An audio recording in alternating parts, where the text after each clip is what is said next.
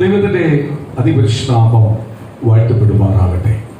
അനുഗ്രഹപ്പെട്ട ഒരു നല്ല പകലിനെ സ്വർഗത്തിലെ ദൈവം നമുക്ക് ദാനമായി തന്ന ഈ വലിയ നിമിഷത്തെ ഓർത്ത് നന്ദിയോടെ ദൈവത്തെ സ്തുതിക്കുന്ന സ്തോത്രം ചെയ്യുന്നു. 2024 11 മാസം കടന്നുപോയി. കർത്താവ് നമ്മളെ 11 മാസം കൊണ്ടുപോയി. നമ്മൾ പോലും അറിഞ്ഞില്ല. ഓരോ ദിവസങ്ങൾ, ഓരോ ആഴ്ചകൾ, ഓരോ മാസങ്ങൾ, പ്രതികൂലങ്ങൾ, പ്രയാസങ്ങളെല്ലാം നമ്മുടെ മധ്യയിൽ വന്നാലും അവിടെ ഒന്നും വീണു പോകാതെ, തളർന്നു പോകാതെ ആര് കൊണ്ടുപോയി? കർത്താവായ യേശുച്ചൻ നമ്മളെ കൊണ്ടുപോയി. നമുക്ക് വേണ്ടതെല്ലാം കർത്താവ് നമുക്കായി തന്നു. കർത്താവ് നമ്മളെ അനുഗ്രഹിച്ചു. സ്തോത്രം. 2024 12 മാസത്തിലേക്ക് വന്ന അവസാനത്തെ മാസത്തിന്റെ 1-ാം ദിവസമായിരുന്നു. ഇന്ന് മുതൽ നമ്മുടെ പ്രാർത്ഥനയുടെ ശൈലികൾ മാറ്റണം. സ്തോത്രം. ഇന്ന് മുതൽ ഞാൻ നിങ്ങളോട് പറയുക, വ്യക്തിപരമായി കുറേ സമയം ദൈവസന്നിധിയിൽ നിങ്ങൾ ഓരോരുത്തരും ചെലവഴിക്കണം. അതെങ്ങനെയാ? വ്യക്തിപരമായ ദൈവസന്നിധി ഇരുന്നിട്ട് ദൈവസന്നിധി നമ്മളെ തന്നെ ശോധന ചെയ്യണം. നമ്മൾ ദൈവത്തോട് പറയണം, കർത്താവേ, ഈ 2024 ആരംഭം മുതൽ ഈ 2024 ഈ അവസാന ദിവസങ്ങളിലേക്ക് ഞങ്ങളെ കൊണ്ടുവരുമ്പോൾ ഞങ്ങളുടെ ജീവിതത്തിനകത്ത് എന്തെങ്കിലും വീഴ്ചകൾ വന്നു പോയിട്ടുണ്ടോ? കുറവുകൾ വന്നു പോയിട്ടുണ്ടോ? ഏറ്റുപറയുന്നവനെ ദൈവത്തിന് ഇഷ്ടമാണ്. ദൈവം അവനെയാണ് അനുഗ്രഹിക്കുന്നത്. ദൈവത്തിന്റെ വചനം പഠിക്കുമ്പോൾ നമുക്ക് വ്യക്തമായിട്ട് മനസ്സിലാക്കുന്നുണ്ട്. ഏറ്റുപറയുന്ന ദൈവജനത്തെ ആർക്ക് വേണ്ടത്? ദൈവജനത്തെ ആർക്ക് വേണ്ടത്? കർത്താവിന് വേണ്ടത്. ഏറ്റുപറയുന്ന ദൈവജനത്തെ ലോകത്തിന് വേണ്ട. ഏറ്റുപറയുന്ന ദൈവജനത്തെ ആർക്ക് വേണം? കർത്താവിന് വേണം. നമ്മൾ കർത്താവിന്റെ പൈതലാണെങ്കിൽ നമ്മളെ ആരെ നിറയ്ക്കേണ്ടത്? കർത്താവ. അപ്പൊ ദൈവസന്നിധി നമ്മൾ ഇനിയുമുള്ള ദിവസങ്ങൾ, ഇനിയുമുള്ള ആഴ്ചകൾ ദൈവസന്നിധി ഏൽപ്പിച്ചു കൊടുത്തോണം, പ്രാർത്ഥിച്ചേൽപ്പിച്ചു കൊടുത്തോണം. കർത്താവെ, എന്തെങ്കിലും വീഴ്ചകളുണ്ടോ, കുറവുകളുണ്ടോ, ദൈവം ആഗ്രഹിക്കുന്ന നിലയിലേക്ക് ഞങ്ങൾക്ക് മാറാൻ പറ്റാത്ത എന്തെങ്കിലും വീഴ്ചകളോ കുറവുകളോ തെറ്റുകളോ ഉണ്ടെങ്കിൽ സർവശക്തനായ ദൈവമേ, ഞങ്ങളോടൊന്ന് ക്ഷമിക്കണമേ. അത് ചില നിമിഷങ്ങൾ, എല്ലാ ദിവസങ്ങളിലും ചില സമയങ്ങൾ അതിനുവേണ്ടി എന്ത് ചെയ്യണം? ചെലവഴിച്ചോണം. ആ ചെലവഴിക്കുന്ന ദൈവമക്കളെ ആർക്ക് വേണം? കർത്താവിന് വേണം. സ്തോത്രം. ദൈവസന്നിധിയിൽ ചെലവഴിക്കുമ്പോൾ ദൈവം നിങ്ങളോട് സംസാരിക്കും. നിങ്ങൾക്ക് വെളിപ്പെടുത്തി തരും. ആ വെളിപ്പാടിനനുസരിച്ച് നിങ്ങളെ അവസ്ഥകൾ മാറും. ദൈവത്തോട് പറയണം, ദൈവം എന്നോട് ആരംഭത്തിൽ പറഞ്ഞിട്ടുള്ള ദൂതുകൾ, വാഗ്ദത്തങ്ങൾ എന്റെ കുടുംബത്തിനകത്ത് എപ്പോഴും നിൽക്കുക, അതെനിക്ക് പ്രാപിക്കാൻ കഴിയുന്നില്ല. അതിന് തടസ്സമായി എന്താ കർത്താവേ? എന്റെ സംസാരമാണോ, എന്റെ പ്രവൃത്തിയാണോ, എന്റെ കൊടുക്കൽ വാങ്ങലാണോ, എന്തെങ്കിലും ശാരീരികമായ മാനസികമായിട്ടുള്ള വിഷയമാണോ? ദൈവമേ, എനിക്ക് അറിയത്തില്ലെങ്കിലും എന്റെ ദൈവം എനിക്ക് വേണ്ടി വെളിപ്പെടുത്തി തന്ന് എന്നോടത് ക്ഷമിച്ച് എന്നെ ഒന്ന് അനുഗ്രഹിക്കണം. ഇന്നു മുതൽ പ്രാർത്ഥിച്ചു ദൈവമക്കളെ, നിശ്ചയമായി 2024 കഴിയുമ്പോൾ 2025 നമ്മൾ പ്രവേശിക്കുമ്പോൾ, സഭ പ്രവേശിക്കുമ്പോൾ നിശ്ചയമായി ആ അനുഗ്രഹങ്ങൾ നമ്മുടെ കുടുംബത്തിനകത്തുണ്ടാവും. ദൈവം നമുക്ക് വാഗ്ദത്തം തന്നിട്ടുണ്ടെങ്കിൽ, ആ ദൈവം വാഗ്ദത്തം നമ്മളൊക്കെ പറഞ്ഞിട്ടുണ്ടെങ്കിൽ, ആ വാഗ്ദത്തം നമുക്ക് തന്ന് നമ്മളെ അനുഗ്രഹിക്കാൻ, അത് നിശ്ചയമായി അനുഗ്രഹവും നന്മയും നമുക്ക് പ്രാപിക്കാൻ പറ്റും. സ്തോത്രം. സ്തോത്രം. എനിക്ക് വിഷമമുള്ള ചില കാര്യങ്ങൾ ഞാനൊന്ന് പറയട്ടെ, എന്നിട്ട് വചനത്തിലേക്ക് നമുക്കൊന്ന് പ്രവേശിക്കാം. നമ്മുടെ സഭയ്ക്കകത്തുള്ള കാര്യമല്ല ഞാൻ പറയുന്നത്. പൊതുവെ പെന്തക്കോസ്ത് സഭകളെ കുറിച്ചുള്ള ഒരു 2-3 കാര്യത്തിലേക്ക് കയറിയിട്ട് ദൈവത്തിന്റെ വചനത്തിലേക്ക് വരുവാൻ ഞാൻ ആഗ്രഹിക്കും. ചില സഭകളിനകത്ത്, പാരമ്പര്യ സഭകൾക്കകത്ത്, അല്ലെങ്കിൽ സ്തോത്രം, പാരമ്പര്യ സഭ എന്നല്ല, മിക്കവാറുള്ള പെന്തക്കോസ്ത് സഭകളിലെല്ലാം എല്ലാ മാസവും അവസാനം ഒരു ഉപവാസ പ്രാർത്ഥനയുണ്ട്. 3 ദിവസം ഉപവാസ പ്രാർത്ഥന വെക്കുന്നതാണ്. ചിലർ 7 ദിവസം വെക്കാം, ചിലർ 21 വെക്കാം. 21 വെക്കുന്നതിന്റെ ചുരുക്കമാണ്. സ്തോത്രം. എല്ലാ മാസവും 3 ദിവസം എന്ത് ഉപവാസ പ്രാർത്ഥന വെക്കും. പേര് എന്തുവാന്നറിയാമോ? ഉപവാസ പ്രാർത്ഥനയാണ്. പേരെന്തുവാ? ഉപവാസ പ്രാർത്ഥനയാണ്. Praise the Lord. 3 ദിവസം ഉപവാസ പ്രാർത്ഥന ഇവർ വെക്കുന്നത് എന്തിനു വേണ്ടിയാണ്? തിരുവത്താഴ മേശ പങ്കുചേരാൻ. അവർക്കെന്നറിയാം, ഉപവാസം ഇരുന്നാലേ തിരുവത്താഴ മേശ എന്ത് ചെയ്യാൻ പറ്റത്തുള്ളൂ, പങ്കുചേരാൻ പറ്റത്തുള്ളൂ. എങ്ങനെങ്കിലും ഒരു സ്തോത്രമാലല്ലേ ഒരു പേരിനും ഉണ്ടെങ്കിലും ഉപവാസപാത്രം എന്ന പേര് വെച്ചാലേ എന്ത് ചെയ്യാൻ പറ്റത്തുള്ളൂ, തിരുമേശ എന്ത് ചെയ്യാൻ പറ്റത്തുള്ളൂ, പങ്കു തരാൻ പറ്റത്തുള്ളൂ. സ്വന്തം നല്ലത്. അവരത്രയെങ്കിലും എന്നെ ഭയപ്പെടുന്നല്ലോ, നല്ലതായി. ദൈവം അവരെ അനുഗ്രഹിക്കണം. സ്തോത്രം. എല്ലാം സഭയ്ക്കകത്ത് ഇപ്പൊ ഞാൻ പറയുക, എല്ലാ മാസവും നമ്മുടെ സഭയിൽ അങ്ങനെയൊന്നുമല്ല ഉപവാസം വെക്കുന്നത്. ദൈവത്തോട് ചോദിച്ചിട്ട് ഞാൻ പറയാം, ദൈവമക്കളെ എന്ത് കാര്യം ചെയ്യുന്ന മുമ്പേ ഞാൻ ന്യൂ ഇയർ സർവീസ് തന്നെ ദൈവത്തോട് പ്രാർത്ഥിച്ചുകൊണ്ടിരിക്കുക. ദൈവം എന്താ ഇതുവരെ എനിക്ക് അതിനകത്ത് മറുപടി തന്നിട്ടില്ല, സ്തോത്രം, എനിക്ക് ശക്തമായ അതിനകത്ത് മറുപടി തരണമെന്ന് ഞാൻ പ്രാർത്ഥിച്ചുകൊണ്ടിരിക്കുക. ദൈവത്തിന്റെ പ്ലാൻ എന്തുവാ, അതിനകത്ത് പദ്ധതി എന്തുവാ, ദൈവം എന്താ ദൈവം ആഗ്രഹിക്കുന്നത്, അതാണ് ഞാൻ പ്രാർത്ഥിച്ചുകൊണ്ടിരിക്കുന്നത്. സ്തോത്രം. ഒരു ചടങ്ങ് പോലെ വെക്കാൻ ഞാൻ ആഗ്രഹിക്കുന്നില്ല. അപ്പോഴ് നമ്മൾ ഒരു സഭയോ അല്ലെങ്കിൽ മറ്റുള്ളവരെ കോപ്പി ചെയ്യാൻ വന്നവരല്ല, നമ്മൾ കർത്താവിനെ കോപ്പി ചെയ്യാൻ വന്നതാണ്. കർത്താവ് എന്തു പറയുന്നത് ദൈവത്തിന്റെ മക്കളാണ്. അപ്പൊ കർത്താവ് എന്തു പറയുന്നത് അത് ചെയ്യാൻ ബാധ്യസ്ഥരാണ്, അല്ലയോ? ദൈവത്തിന്റെ മക്കൾ നമ്മൾ അതിനെ കോപ്പി ചെയ്യാൻ വന്നതാണ്. അപ്പോഴ് ഉപവാസ പ്രാർത്ഥന സഭക്കാലത്ത് വെക്കുന്ന എല്ലാ പാരമ്പര്യ സഭകൾക്കും എല്ലാ മാസവും അവസാനം ഉപവാസ പ്രാർത്ഥന. ചില സഭകളിൽ മാസത്തിന്റെ ആരംഭം കുറവാണ്, എല്ലാവരും വെക്കുന്ന മാസത്തിന്റെ അവസാനം. സ്തോത്രം. അപ്പോഴ് കഴിഞ്ഞ ദിവസം ഞാൻ ഒരു അച്ഛൻ്റെ അടുത്ത് ചോദിച്ചു, അച്ഛൻ നിങ്ങളുടെ ഉപവാസ പ്രാർത്ഥന അല്ലയോ? സ്തോത്രം. ഈ ആഴ്ച ഉപവാസ പ്രാർത്ഥന അല്ലയോ? കഴിഞ്ഞ ശനിയാഴ്ച മീറ്റിംഗ് കേട്ടില്ലല്ലോ. അപ്പോഴ അച്ഛൻ എടുത്ത് പറഞ്ഞു, ശനിയാഴ്ച നമ്മുടെ സഹോദരന്റെ ഒരു പാലുകാഴ്ച ഉണ്ടായിരുന്നു, അതുകൊണ്ട് ഉപവാസം ശനിയാഴ്ച മാറ്റി വെച്ചു, വെള്ളിയാഴ്ച ഉണ്ടായിരുന്നു. അപ്പൊ ഞാൻ ചോദിച്ചു, ഞായറാഴ്ച തിരുമേശ ഇല്ലയോ? അപ്പൊ അച്ഛൻ പറഞ്ഞു, ഞായറാഴ്ച തിരുമേശയുണ്ട്. പക്ഷെ അച്ഛനെ എനിക്ക് ഭയങ്കര ഇഷ്ടപ്പെട്ടു. അച്ഛൻ കറക്റ്റ് പൊരുൾ അതിനകത്ത് പറഞ്ഞപ്പോൾ എനിക്ക് അതിനകത്ത് സന്തോഷം തോന്നി. ശനിയാഴ്ച ഈ മാസത്തിന്റെ അവസാന ഉപവാസ പ്രാർത്ഥനയാണെന്ന് എല്ലാ ദൈവമക്കൾക്കും അറിയാം സഭയുടെ, അല്ലയോ? ആ ശനിയാഴ്ചയല്ല നീ പാലുകാഴ്ച വെക്കേണ്ടത്, അല്ലെങ്കിൽ കല്യാണം ഉറപ്പേര് വെക്കേണ്ടത്, കല്യാണം വെക്കേണ്ടത് ആ സമയത്തല്ല. അപ്പോഴേ നമുക്കറിയാം, അയ്യോ ഈ മാസം അവസാനമാണെങ്കിൽ ഇല്ല നമ്മളെ സഭയെ ഉപവാസ പ്രാർത്ഥന. അഥവാ അങ്ങനെ പറഞ്ഞാൽ സഭയിലെ പാസ്റ്റർ അല്ലെങ്കിൽ സഭ പറയണം നടത്താൻ പറ്റത്തില്ല, നമുക്ക് ഉപവാസ പ്രാർത്ഥന. സ്തോത്രം. അപ്പൊ ശനിയാഴ്ച വെച്ചു. ഞാൻ വെച്ചു അപ്പോഴ് ഉപവാസ പ്രാർത്ഥന. അപ്പൊ എന്റെ അടുത്ത് വന്ന് ആരിയിരിക്കുന്ന ഉപവാസം? എല്ലാ മാസവും ചടങ്ങ് പോലെ വെക്കുന്നുണ്ട് 3 ദിവസം, പക്ഷെ ഉപവാസം ഇരിക്കുന്ന ആരുമില്ല. ഉപവാസം എന്ന് പറഞ്ഞാൽ എന്താണ്? കഴിഞ്ഞ 1 മാസക്കാലം ദൈവം എന്നെ പരിപാലിച്ച് ഞാൻ ദൈവത്തോട് നിരപ്പ് പ്രാപിക്കുന്ന ഉപവാസം. ഉപവാസം തിരിച്ചറിയാത്ത ദൈവമക്കളുണ്ടെങ്കിൽ തിരിച്ചറിയണം. നമ്മളെ സഭയ്ക്കകത്ത് അതിന്റെ ആവശ്യമില്ല. കാര്യം നമ്മളത് പറഞ്ഞുകൊണ്ട് തന്നെ ഉപവാസം ഇരിക്കുന്ന കാര്യം. ഉപവാസം എന്ന് പറയുന്നത് ദൈവത്തോട് ഞാൻ ചേർന്നിരിക്കുന്നതാ. കാര്യം എന്റെ ജഡത്തെ ഉടച്ചു മാറ്റിക്കൊണ്ട്, ജഡത്തിന്റെ ആഗ്രഹത്തെ, ജഡത്തിന്റെ ഇഷ്ടത്തെ തകർത്തു മാറ്റിക്കൊണ്ട് എന്ന് പറഞ്ഞാൽ രാവിലെ 8 മണിക്ക് എഴുന്നേൽക്കുമ്പോൾ അല്ലെങ്കിൽ 10 മണിക്ക് എഴുന്നേൽക്കുമ്പോൾ ആഹാരം കഴിക്കണം. ജഡത്തിന് ആഹാരം കഴിച്ചാലേ വയറിന്റെ വിശപ്പ് മാറും. അന്ന് ഉപവാസം ഇരിക്കുമ്പോൾ ആ വിശപ്പ് ഇല്ല.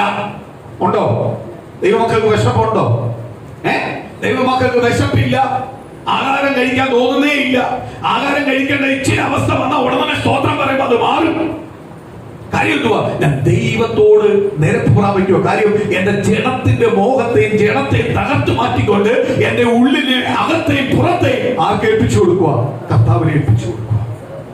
അതാ ഉപവാസ പ്രാർത്ഥന. പേരുകൊണ്ടല്ല ഉപവാസ പ്രാർത്ഥന, ഉള്ളുകൊണ്ട് പ്രവർത്തിയില്ല ഉപവാസ പ്രാർത്ഥന വരേണ്ടത്. ഉപവാസ പ്രാർത്ഥന വരേണ്ടത്. അപ്പോൾ ഞാൻ പൂർണ്ണമായി ദൈവസ്ഥനെ ഏൽപ്പിച്ചു കൊടുക്കുന്ന ഉപവാസം. അന്നത്തെ ഞാൻ ശുദ്ധി പ്രാപിച്ച് ദൈവത്തോട് ഏറ്റു പറഞ്ഞിട്ട് തിരുമേശ കൊള്ളുമ്പോൾ എനിക്ക് ഭയങ്കര ധൈര്യമാണ്. കാര്യം എന്തെങ്കിലും ഉണ്ടെങ്കിൽ ഞാൻ ദൈവത്തോട് ചോദിച്ച് നിരപ്പ് പ്രാപിച്ച് കണ്ണുനീരൊഴുക്കി പ്രാർത്ഥിച്ചു. ഉപവാസത്താലാണ് ചില വിടുതൽ നടക്കുന്നത്. ഉപവാസത്താലാണ് ചില അനുഗ്രഹങ്ങൾ പ്രാപിക്കുന്നത്. ഉപവാസത്താലാണ് ചില ഉയർച്ചകൾ പ്രാപിക്കുന്നത്. ഇതെല്ലാം എവിടുന്ന വരുന്നത്? ഉപവാസത്തിലാണ്. ഉപവാസം എന്ന് പറഞ്ഞാൽ ആരോട് ചേരുന്നതാ? ദൈവത്തോട് സമയം ചെലവഴിച്ച് ദൈവത്തോട് ചേർന്ന് നിൽക്കുന്നതാ ഉപവാസം. ദൈവത്തോട് ചേർന്ന് നിൽക്കുന്ന ഉപവാസം. സ്തോത്രം. സ്തോത്രം. ഞായറാഴ്ച ഉപവാസ പ്രാർത്ഥനയ്ക്ക് എല്ലാം വരുമ്പോഴെല്ലാം സ്തോത്രം ശരീരത്തിനകത്ത് വലിയ ഡയബറ്റിക് കൂടുതലാണ്. കഴിച്ചേ പറ്റൂ, കഴിക്കത്തില്ല. കാര്യം എന്തുവാ? തറയെ വീണാലും കുഴപ്പമില്ല. കാര്യം എന്തുവാ? എനിക്ക് ദൈവത്തോടൊപ്പം ആയിരിക്കും. ഞാൻ ദൈവത്തോടൊപ്പം ഇരുന്നിട്ട് തറയെ വീണ ഞാൻ ദൈവത്തിന് സ്തുതി പറയത്തേ ഉള്ളൂ, നന്ദി പറയത്തേ ഉള്ളൂ. എന്റെ ദൈവം തറയെ വീഴുന്ന അവസ്ഥ വരെ വന്നിട്ടുണ്ട്. പക്ഷെ അവിടെ ഒന്ന് എഴുന്നേൽപ്പിക്കുന്നവൻ എന്റെ കർത്താവ്. ഞാൻ പ്രാർത്ഥനയ്ക്ക് ഇരിക്കുമ്പോൾ എനിക്കൊരു സമർപ്പണം ഉണ്ടാവണം. എനിക്ക് തന്നെ ഒരു സമർപ്പണം, ഒരു മാറ്റവും സംഭവിക്കണം. എങ്കിലേ ആ പ്രാർത്ഥന എന്റെ ജീവിതത്തിനകത്ത് എന്ത് ചെയ്യത്തുള്ളൂ? അനുഗ്രഹമായി തീരും. ഞാനത് അപ്പൊ പുള്ളിക്കാരൻ പറഞ്ഞു, ഉപവാസ പ്രാർത്ഥനയാണ് ചടങ്ങുകൾ വെക്കുന്നുണ്ട്, പക്ഷെ ആരും ഉപവാസം ഇരിക്കുന്നില്ല. അപ്പൊ ഞാൻ പറഞ്ഞ കുഴപ്പമില്ല, കല്യാണം വെച്ചു, പാലുകാച്ച് വെച്ചു.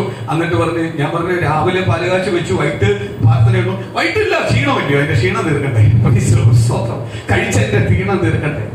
ദൈവം കൊടുത്ത നന്മയാണ് എന്തുവാ? ഭവനം.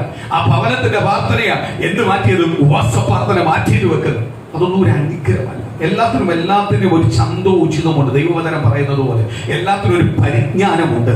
ആ പരിജ്ഞാന പ്രകാരം ചെയ്യുന്നതാണ് ആർക്കിഷ്ടം? ദൈവത്തിന് ഇഷ്ടം. അതേപോലെ ഞാൻ ഒരു കാര്യം കൂടെ ഒന്ന് പറഞ്ഞോട്ടെ, നിങ്ങൾക്ക് ബോറ് തോന്നിയാലും കുഴപ്പമില്ല, ഒന്നുകൂടി ഞാൻ പറയാം. ദൈവത്തിന്റെ ആലയത്തിനകത്ത് വരുമ്പോൾ ദൈവത്തിന്റെ ഓരോ പ്ലാറ്റ്ഫോമും, അത് കൺവെൻഷൻ ആവട്ടെ, അത് ഉപവാസ പ്രാർത്ഥനയാവട്ടെ, സ്വപ്രമാതിൽ എനിക്ക് ഭയങ്കര ചങ്ക് പൊട്ടുന്ന വേദന ഉള്ളത് കൊണ്ടാണ് ഞാൻ പറയുന്നത്.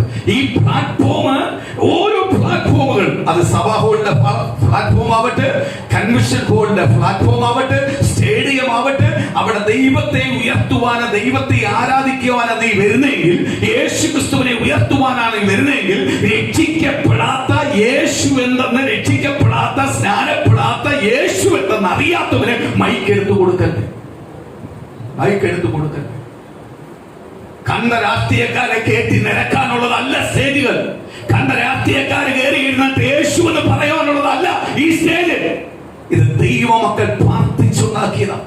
യെസ്, നമ്മൾ ദൈവസന്നിധിയിൽ ലോകത്തിൽ ജീവിക്കുമ്പോൾ പല ബന്ധങ്ങൾ നമുക്ക് ആവശ്യമുണ്ട്. ബന്ധങ്ങൾ കൊണ്ട് നമുക്കും പല ആവശ്യങ്ങളുണ്ട്. എല്ലാം ശരിയാ. പക്ഷെ എല്ലാത്തിനും വലിയൊരു നേതാവിനെ നമ്മൾ വിളിക്കുന്നത് ആരാ? നസറേയനായ യേശുവിനെ വിളിക്കുന്നത്. യേശു കൺവെൻഷൻ വെക്കാൻ വെച്ചിട്ടുണ്ടെങ്കിൽ, യേശു പൊതു മീറ്റിംഗ് വെക്കാൻ വെച്ചിട്ടുണ്ടെങ്കിൽ, യേശു ആലയത്തിനകത്ത് പ്രാർത്ഥന വെക്കാൻ വെച്ചിട്ടുണ്ടെങ്കിൽ, യേശുവിനെ ആരാധിക്കാനാ കടന്നു വന്നിട്ടുണ്ടെങ്കിൽ, ആ ആരാധനയോ യേശുവിന്റെ പ്രാർത്ഥനയോ ബന്ധിക്കുവാൻ ഒരു ശക്തിയും കഴിയത്തില്ല. ഇന്ന് പകരം തിരിച്ചറിഞ്ഞ ദൈവമക്കളെ, ഒരുവന്റെ പ്ലാനിനും പദ്ധതിയും കഴിയത്തില്ല. അത് ഒരു നേതാവിന്റെയും ഒരു നേതാവിന്റെ ആശ്രയം വേണ്ട പ്രാർത്ഥന വെക്കാൻ, ഒരു നേതാവിന്റെ സഹായം വേണ്ട. ആശ്രയമില്ലാത്ത നേതാവ് വരെ നമുക്ക് അനുകൂലമായി നിൽക്കും. കാര്യം അനുകൂലമാക്കുന്ന ദൈവത്തെയാണ് നമ്മൾ ആരാധിക്കുന്നത്. പ്രതികൂലത്തെ അനുകൂലമാക്കുന്ന യേശുവിനെ ആരാധിക്കുന്നത്. ഇന്ന് പ്രിയ ദൈവമക്കളെ, ഇങ്ങനെയുള്ളവരെ കേട്ടി ഇതിന്റെ ബഹുത്വം കളയല്ലേ. ഇത് അനുഗ്രഹപ്പെട്ട സ്റ്റേജാ, ഇത് ദൈവം തന്നിരിക്കുന്ന പ്ലാറ്റ്ഫോമാ. അനേകം ദൈവമക്കളുടെ കണ്ണുനീരുകൊണ്ട് പിതാക്കന്മാർ വില കൊടുത്ത ദൈവം തന്നിരിക്കുന്ന പ്ലാറ്റ്ഫോമിന് വിലയില്ലാതാക്കല്ലേ.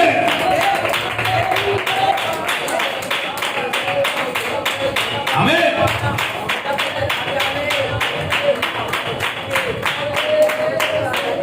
ഹല്ലേലൂയ. എനിക്ക് ഭയങ്കര ഫീലിംഗ് ഉണ്ടായിട്ട് ഞാൻ പറയുന്നത്, ഇവന്മാരങ്ങോട്ട് കയറിയിട്ട് യേശു എന്ന് പറഞ്ഞ പോലെ നടക്കൂ.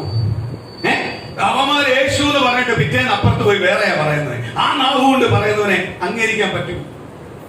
എടാ, അവന്റെ സഹായം നിനക്ക് തന്നില്ലെങ്കിൽ ദൈവം ഇറങ്ങിയ നിനക്ക് സഹായം ഒരുക്കും. ദൈവം മീറ്റിംഗ് വെക്കാൻ വെച്ചിട്ടുണ്ടെങ്കിൽ വെച്ചിരിക്കും. ദൈവം ആലയം തരാന്ന് പറഞ്ഞാൽ തന്നിരിക്കും.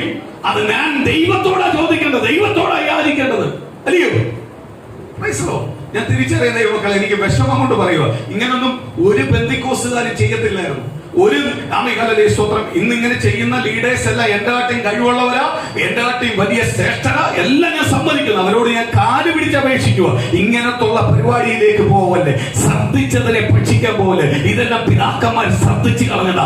അങ്ങനെ ശ്രദ്ധിച്ചവർ ദൈവത്തിന് മാത്രം, യേശു ക്രിസ്തുവിന് മാത്രം വില കൊടുത്ത് ഇറങ്ങിയതുകൊണ്ടാണ് ഇന്ന് ഇങ്ങനെ ഒരു പ്ലാറ്റ്ഫോമുകൾ ദൈവം തരാൻ തുടങ്ങിയത്.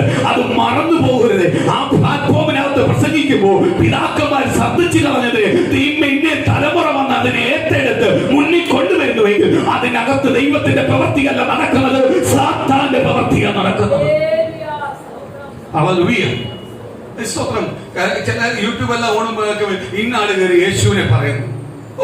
ഇന്നാള് പറഞ്ഞു. അവൻ പറയുന്നതൊന്നുമല്ല യേശുവിനെ, അവൻ പറയുന്നതൊന്നുമല്ല വിഷയം. സാധാരണപ്പെട്ടവന് ഉള്ളത്തിനും അകത്തുനിന്ന് വന്നിട്ട് പറയുക, എന്നെ പൊടിയിൽ കിടന്ന് എന്നെയാ, എന്നെ ആർക്കും വേണ്ടാതെ കിടന്ന് എന്നെയാ. ഞാൻ യേശുവിനെ അറിഞ്ഞപ്പോ എന്റെ അവസ്ഥ മാറി. അവന്റെ സാക്ഷ്യം ആർക്ക് വേണ്ടത്? സ്വർഗത്തിന് വേണ്ടത്. അവനെയാണ് ആർക്ക് വേണ്ടത്? രക്ഷിക്കപ്പെട്ടവനെ, മാനസാന്തരപ്പെട്ടവനെ, സ്നാനപ്പെട്ടവനെ, അവന്റെ സാക്ഷ്യം, അവൻ യേശുവിനെ എന്ന് പറയുന്നത് ദൈവത്തിന് വേണ്ടത്. അല്ലാതെ ഇവന്മാര് പറയുന്നതല്ല വേണ്ടത്. സ്തോത്രം. പള്ളി സമുദായത്തിലെ പള്ളിക്കകത്ത് പോലും ഉമാർക്ക് സീറ്റ് കൊടുക്കുന്നില്ല. അവർക്ക് കൊടുക്കാൻ ഒരു പ്രത്യേക സീറ്റ് ഇടണം. അവിടെ ഇരുന്നോണോ, എഴുന്നേക്കാൻ പാടില്ല. ആ സമയത്ത് എല്ലാ സത്യത്തിലും ആത്മാവിലും ആരാധിക്കുന്ന സത്യം അറിയാവുന്ന പെന്തിക്കോസ്ത് സഭകൾ ഇത്രയും അധംപതിച്ചു പോകല്ലേ. അതെന്റെ ഒരു അപേക്ഷയായിട്ട് ഞാൻ പറയുക, അല്ലാതെ ഞാൻ ആജ്ഞാപിക്കുമെന്നും അല്ല, എനിക്കുള്ള കഴിവൊന്നുമില്ല. അപേക്ഷയായിട്ട് പറയുക, ഇത്രകാലം ദൈവം തന്നിരിക്കുന്ന പ്ലാറ്റ്ഫോമിന് എന്തില്ല, വിലയില്ലാതാക്കല്ലേ. ദൈവം തന്നിരിക്കുന്ന പ്ലാറ്റ്ഫോം വിലപ്പെട്ടതാ. ദൈവം തരുന്ന പ്ലാറ്റ്ഫോം അല്ല വിലപ്പെട്ടതാ. എനിക്ക് ദൈവം തരുന്ന ഓരോ മീറ്റിംഗും വിലപ്പെട്ട. ഞാൻ ഒരാളെ ഫ്രണ്ടിൽ നിന്ന് പ്രസംഗിച്ചാലും ആയിരങ്ങളുടെ പ്രസംഗത്തിൽ പ്രസംഗിച്ചാലും എനിക്ക് തരുന്ന പ്ലാറ്റ്ഫോം അല്ല ഏറ്റവും ശ്രേഷ്ഠമേറിയതായിട്ടാണ് ഞാൻ കാണുന്നത്. ഹല്ലേലൂയ, സ്തോത്രം. കഴിഞ്ഞ ദിവസം എന്നോട് ഒരാൾ ചോദിച്ചു, 1000 പേര് കൂടുന്ന സഭയ്ക്കകത്ത് അല്ലെങ്കിൽ 10,000 പേര് കൂടുന്ന സഭയ്ക്കകത്ത് നിങ്ങളെ ഒരു മീറ്റിങ്ങിന് വിളിക്കുക. നിങ്ങളെ അതേപോലെ തന്നെ അന്നത്തെ ദിവസം വലിയ ആളൊന്നും ഇല്ലാത്ത ഒരു സഭയിലേക്ക് മീറ്റിംഗ് നിങ്ങൾ അവിടെ പോകും. ഞാൻ ദൈവം എന്നോട് പറയുന്നിടത്തേ പോകും. ഞാൻ 1000ന്റെ പിന്നാലെ പോവുമായിരുന്നെങ്കിൽ ഇന്ന് എന്റെ സഭയ്ക്കകത്ത് ഞാൻ പലരെ ഏൽപ്പിച്ചിട്ട് പല മീറ്റിംഗും എനിക്ക് കിട്ടിയിട്ടുള്ള അതിന്റെ പുറകെ പോയത്. ഞാൻ പോവാത്തന്റെ കാര്യം, എന്നെ ദൈവം ഏൽപ്പിച്ച സഭയ്ക്കാണ് ഞാൻ മുഖ്യ സ്ഥാനം കൊടുക്കുന്നത്. എന്നെ വിളിച്ചിരിക്കുന്ന ഇടയ സ്ഥാനത്തിന് ഞാൻ പ്രാധാന്യം കൊടുക്കുന്നുണ്ട്. അതുപോലെ തന്നെ ഒരു കാര്യം ഞാൻ പറഞ്ഞുതരാം ദൈവമക്കളെ. ദൈവവചനം പഠിക്കുമ്പോൾ ദൈവവചനത്തിനകത്ത് പറയുന്നു, ഇടയൻ ആടുകളെ പേർ ചൊല്ലി വിളിച്ചു എന്ന് പറഞ്ഞാൽ ഒരു ഇടയന് അവന്റെ ആടുകളെ എന്ത് ചെയ്യണം, പേർ ചൊല്ലി വിളിക്കാൻ കഴിയണം. എന്ന് പറഞ്ഞാൽ ആ പേർ ചൊല്ലി വിളിക്കണമെങ്കിൽ എന്ത് ചെയ്യണം, ഇടയനും ആടുമായിട്ടൊരു ബന്ധം ഉണ്ടാവും. ഇടയൻ സൂപ്പർ സ്റ്റാർ അല്ല. സൂപ്പർ സ്റ്റാർ ഒരാളേ ഉള്ളൂ, കർത്താവായ യേശുവിൽ മാത്രമേ ഉള്ളൂ. ഒരു നായകനേ ഉള്ളൂ, നമുക്ക് ഒരു യജമാനനേ ഉള്ളൂ, ഒരു നേതാവേ ഉള്ളൂ, അത് നസറനായ യേശുവാ. എന്തുവാ സഭയ്ക്കകത്ത് ദൈവമക്കൾ തമ്മിൽ എന്തിനുണ്ടാവണം, ഒരു ബന്ധം ഉണ്ടാവണം. ഇത് ഗൺമാനെ എല്ലാം കൊണ്ടുപോകുന്നത്. ആരാ പോകുന്നത്? ദൈവദാസന. ഞാനപ്പോ യേശുപ്പനെ തിക്കി എല്ലാമായിരുന്നു പോകുന്നത്. യേശുപ്പത്തിന്റെ വസ്ത്രത്തിൽ തൊട്ടപ്പം യേശുപ്പൻ പറഞ്ഞ എന്റെ വസ്ത്രത്തിൽ ആരാ തൊട്ടത്? ഉടനെ പത്രോസ് ഇടവനെ ചോദിച്ചു, എന്തു യേശുപ്പന്റെ ഈ പറയുന്നത്? തട്ടി എല്ലാവരും കൊണ്ടുപോവുക. അപ്പൊ ഇതിനിടയ്ക്ക് വസ്ത്രത്തിൽ തൊട്ടെന്ന് പറയുന്നു. അതിന്റെ അർത്ഥം എന്തുവാ? യേശുപ്പത്തിന് നടക്കാൻ പോലും സ്ഥലമില്ല, അത്രയ്ക്ക് ഇടിച്ചു കുത്തിയാ പോകുന്നത്. ഇന്നത്തെ ശുശ്രൂഷന്മാർക്ക് അങ്ങനെ ഒന്നും നടക്കുന്ന ഇഷ്ടമല്ല. മാറ്റി നിർത്തി ഇവന്മാരെന്തോ സൂപ്പർ സ്റ്റാർ സിനിമാ നടന്മാരോ. സ്തോത്രം. ഇരിക്കുന്ന വിശ്വാസിയുടെ പേര് പോലും അറിയത്തില്ല. അതിന് ഉഗ്രനായിട്ട് കണ്ടുപിടിച്ചിട്ടുണ്ട്. എന്തുവാ? പേരറിയത്തില്ല, കണ്ടുപിടിച്ചൊരു കാര്യമുണ്ട്. എന്തുവാ?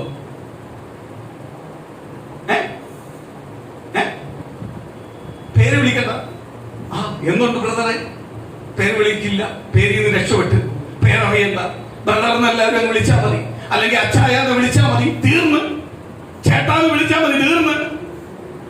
സ്തോത്രം. ആ സ്തോത്രം. സഹോദരന്മാരെക്കാൾ ആന്റിന്ന് വിളിച്ചാൽ മതി, സിസ്റ്റർ എന്ന് വിളിച്ചാൽ മതി, തീർന്നു പരിപാടി. എന്നിട്ട് പറയുന്നത് എന്നെ വിളിച്ചു. അതായത് കള്ളത്തരവാ, മനസ്സിലാക്കുക. ദൈവം ഇടയനെ, സഭയ്ക്കൊരു ഇടയനെ ഏൽപ്പിച്ചിട്ടുണ്ടെങ്കിൽ ഇടയനെ അറിയാം, പേർ ചൊല്ലി വിളിക്കും. ഓരോ ആടിനെയും പേർ ചൊല്ലി വിളിക്കും. അവനാണ് യഥാർത്ഥ ഇടയൻ.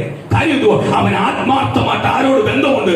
അവൻ ആടിനോട് ബന്ധമുണ്ട്, ദൈവം ഏൽപ്പിച്ച സഭയോട് ബന്ധമുണ്ട്, ദൈവമക്കളോട് ബന്ധമുണ്ട്. ദൈവമക്കളോട് ബന്ധമുണ്ട്. അതുപോലെ ആടുകൾക്ക് ഇടയന്റെ വിളി കേൾക്കുമ്പോൾ തിരിച്ചറിയാം. ആടിന് ഇടയന്റെ വിളി തിരിച്ചറിയാം, ഇല്ലയോ? ഞാൻ നിങ്ങളെ സ്തോത്രം, നിങ്ങൾക്ക് ഇല്ലാത്തൊരു നമ്പറിൽ നിന്ന് സ്തോത്രം, നിങ്ങൾക്ക് അറിയാത്തൊരു നമ്പറിൽ നിന്ന് ഞാൻ നിങ്ങളെ വിളിച്ചാൽ നിങ്ങൾക്ക് എന്നെ അറിയത്തില്ലേ? പ്രൈസലോട് ഒരു സ്തോത്രം പറയുമ്പോൾ തന്നെ നിങ്ങൾ പറയത്തില്ലേ ആരാ വിളിച്ചത്? കാര്യം എന്തുവാ? ആടിനറിയാം ഇടയനെ, ഇല്ലയോ? സ്തോത്രം. അതുപോലെ നിങ്ങൾ ഈ നമ്പർ ഇല്ലാതെ ഏത് നമ്പറിൽ നിന്ന് വിളിച്ചാൽ എനിക്കറിയാം. 2 വട്ടം 2 വർത്താനം പുറത്തു വരുമ്പോൾ അറിയാം ഇത് ആരാണ്. കാര്യം എന്തുവാ? ആടിനെ ആർക്കറിയാം? ഇടയനറിയാം. ഇടയനെ ആർക്കറിയാം? ആടിനും അറിയാം. നാളെ ഒരു ഫോൺ ചെയ്യാൻ ടെസ്റ്റ് ചെയ്യണ്ട. സ്തോത്രം. ഹല്ലേലൂയ. പക്ഷെ എനിക്കറിയാം, ഞാൻ പറഞ്ഞതാ. സ്തോത്രം. അപ്പോഴ് ആടിനെ അറിയാത്തൊരു ഇടയെന്ന് വിളിക്കാൻ പറ്റത്തില്ല. പറ്റുമോ?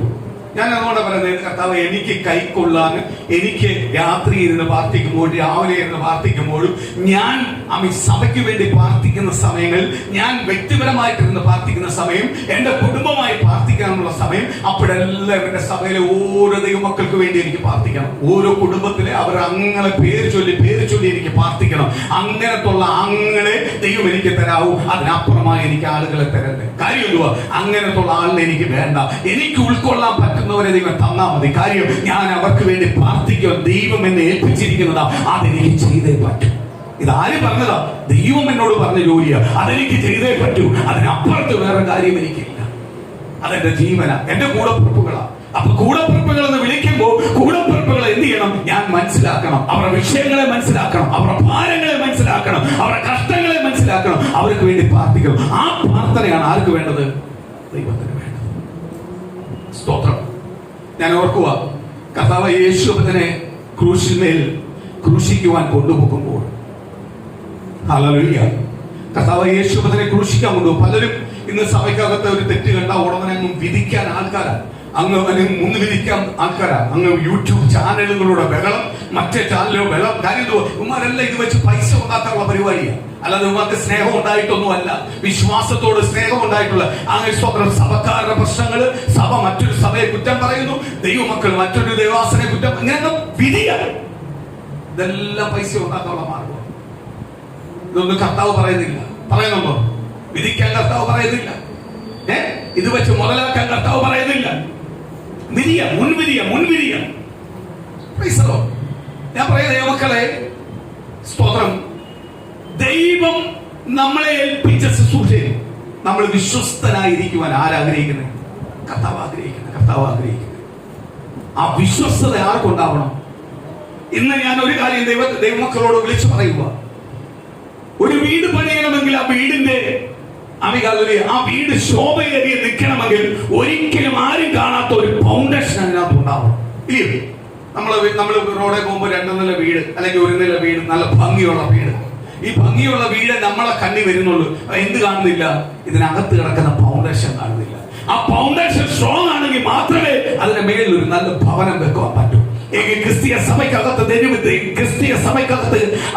ദൈവത്തിന് വേണ്ടി ഇറങ്ങി തിരിച്ച ദൈവമക്കളെ, നമുക്ക് ക്രിസ്തുവുമായിട്ടൊരു ബന്ധം വേണമെങ്കിൽ നമുക്കൊരു ഫൗണ്ടേഷൻ വേണം. ക്രിസ്തുവുമായി വിശ്വാസ ഫൗണ്ടേഷൻ വേണം. ആ വിശ്വാസ ഫൗണ്ടേഷൻ ഉണ്ടെങ്കിലേ അതിന്റെ മേൽ ദൈവസഭ എന്ത് ചെയ്യാൻ പറ്റത്തുള്ളൂ? പണിയുവാൻ കഴിയത്തുള്ളൂ. ദൈവത്തിന്റെ വാഗ്ദത്തങ്ങളെ പ്രാപിക്കുവാൻ കഴിയത്തുള്ളൂ. ദൈവമായിട്ടുള്ള ബന്ധം മുന്നോട്ട് പോകാൻ കഴിയത്തുള്ളൂ. വിശ്വാസം ഉണ്ടെങ്കിൽ മാത്രമേ ദൈവം പറയുന്നത് നമുക്ക് ചെയ്യുവാൻ കഴിയത്തുള്ളൂ. അല്ലെങ്കിൽ ദൈവം പറഞ്ഞതിനെ കാത്തിരിക്കണമെങ്കിൽ വിശ്വാസം വേണം. ആ വിശ്വാസമാണ് ആർക്ക് വർദ്ധിക്കേണ്ടത്?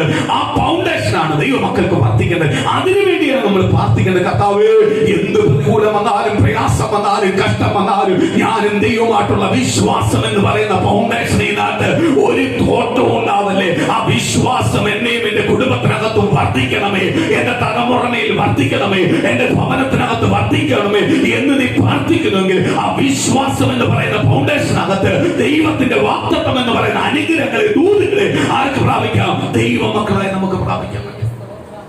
അല്ലെങ്കിൽ ഇതൊന്നും എന്ത് ചെയ്യാൻ പറ്റത്തില്ല, പ്രാപിക്കാൻ പറ്റത്തില്ല.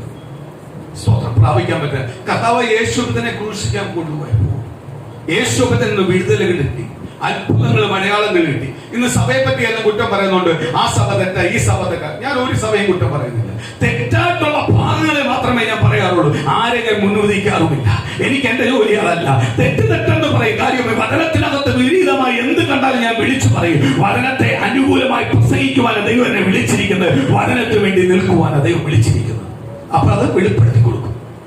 അപ്പൊ പലരും പറയാറുണ്ട്, അയ്യോ ആ സഭയ്ക്കകത്തില്ലേ, കാരണം വിശുദ്ധിയോട് ജീവിക്കുന്ന സഭയാണ്. വാടാ, ഇങ്ങോട്ട് വരൂ. കുറ്റം പറയും, പക്ഷെ വരത്തില്ല. കാര്യം എന്തുവാ? ഇത് കുഞ്ഞാളിയല്ല, ന്യായപ്രമാണ പ്രകാരം ജീവിച്ചേ പറ്റൂ. ഈ ജീവിതത്തിനകത്ത് ഇറങ്ങിക്കഴിഞ്ഞാൽ പല കാര്യത്തിനകത്തും ലിമിറ്റ് ഇട്ടേ പറ്റൂ. നീ ഇപ്പോൾ കാണിക്കുന്ന യേശു ക്രിസ്തു എന്ന് പറഞ്ഞ ഈ ബൈബിളും വെച്ച് നീ കഷത്ത് വെച്ചിട്ട് നടന്നാലും ഇതുമായിട്ട് നിനക്ക് ഒരു ബന്ധവും ഇല്ല. ആ പരിപാടി ഒന്നും നടക്കത്തില്ല. ഇത് ചുമന്നിട്ടുണ്ടെങ്കിൽ ഇത് പ്രകാരം നീ ജീവിച്ചേ പറ്റൂ. നിന്റെ സഭയ്ക്ക് അടിസ്ഥാനം എന്ന് പറഞ്ഞ ഈ പ്രമാണമാ. ഈ പ്രമാണ പ്രകാരം ജീവിക്കാത്തവനെ ഒന്നും ആർക്ക് വേണ്ട? യേശു കർത്താവിന് വേണ്ട. ഇത് ഇച്ചിരി പാടാ. വിശുദ്ധിയോട് ജീവിക്കുന്ന സഭയ്ക്ക് നീ കുറ്റം പറയും, പക്ഷെ ഒന്ന് വിശുദ്ധിയോട് ജീവിക്കുന്ന സഭയിലേക്ക് വേണം. ജീവിക്കാൻ ആർക്കും വയ്യ. അത് വേണ്ട. കാര്യം എന്തുവാ? കാര്യമുണ്ട്. യേശുവിൽ നിന്ന് അത്ഭുതവും അടയാളങ്ങൾ പ്രാപിച്ച അനേകർ, ആയിരങ്ങൾ. നമുക്കറിയാം 5000 പേര് 5 അപ്പം കൊണ്ട്. അതിൽ തന്നെ മനസ്സിലാക്കാൻ പറ്റും ആയിരങ്ങൾ ആരെടുത്ത് വരുന്നത്? യേശുവിന്റെ അടുത്ത് വരുന്നത്, വിടുതൽ പ്രാപിക്കുന്നത്, അത്ഭുതം പ്രാപിക്കുന്നത്. അവസാന കാലത്ത് യേശുവിനെ ക്രൂശീകരണം ചെയ്യണമെന്ന് പറഞ്ഞപ്പോൾ അവനെ ക്രൂശിപ്പിക്കാൻ അധികാരമുള്ള ക്രൂശിലേക്ക് അവനെ വിധിക്കുന്ന പിലാത്തോസ് വരെ പറഞ്ഞു, ഞാൻ അവനിൽ ഒരു കുറ്റവും കാണുന്നില്ല. നിങ്ങൾക്ക് ഇവനെ കൊല്ലാൻ, നിങ്ങൾ ക്രൂശിക്കാൻ പറയുന്ന യേശുവിൽ ഞാൻ ഒരു കുറ്റവും കാണുന്നില്ല. എങ്ങനെ അവനെ ക്രൂശിക്കാൻ പറ്റുന്നത്? യഹൂദന്മാരുടെ രാജാവായ യേശു ക്രിസ്തുവിനെ ക്രൂശിക്കുവാനുള്ള ഒരധികാരം എനിക്കില്ല. കാര്യം അവനിൽ ഞാൻ ഒരു കുറ്റവും കാണുന്നില്ല.